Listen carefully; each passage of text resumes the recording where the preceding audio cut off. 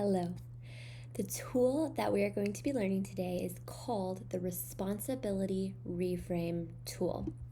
But before I get into it, I just want to share that at the beginning of my leadership journey, I sometimes confused complex with good, positive, profound, more meaningful. And as I've advanced on this journey and had mentors, I have realized that actually a lot of the times simplicity is more powerful.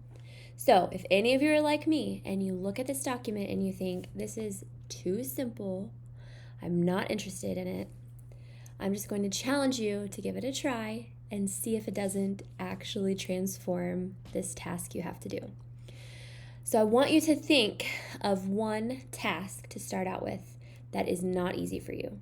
When you approach it, you might feel exhausted. It might feel overwhelming. It's something you dread to do. And I always say that these things can be in our personal life or in our professional life because we are a whole person. And so if you learn how to do this in one aspect, it should translate. So I want you in the first category, so first write down what that responsibility is and describe it a little bit. And then in the second category, what barriers or challenges are hindering you from this? So you can just start with writing your feelings about it. This is not easy for me. I hate doing this. This is a little bit of processing that's going on with this because a lot of times we haven't ever thought through this deeply. And then I want you to take a look at your top 5 or 10 if you have them. And ask yourself, are any of my strengths currently hindering this? And if they are, I want you to write them down. And I'm going to start giving you my example now. So the example that I have experienced in my life is I used to, when I was single, have to work very intentionally to make sure I was on budget, especially when I was raising support.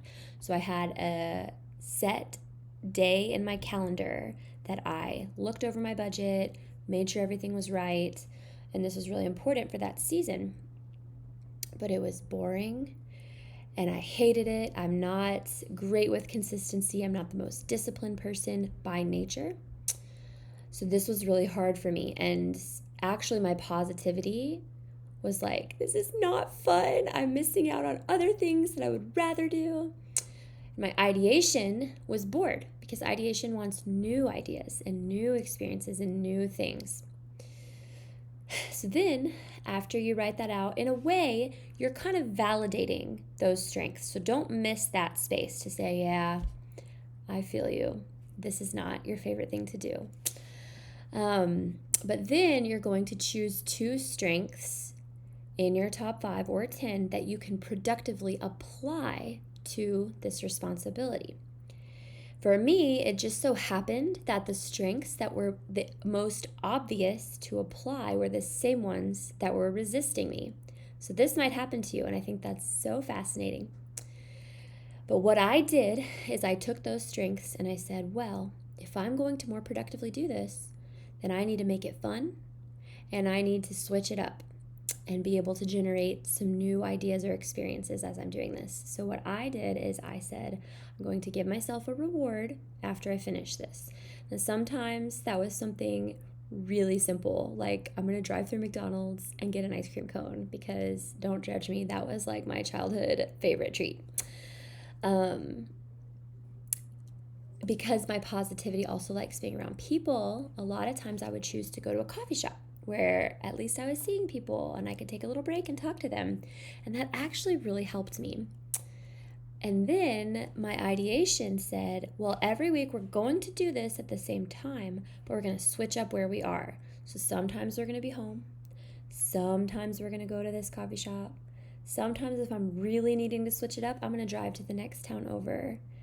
Or maybe I'll drive 2 towns over and go to a new coffee shop. And for me, the extra time that took still satisfied that fun desire for a new experience. And in that season, I had the margins to do that, and it made it worth it because then I was more productive.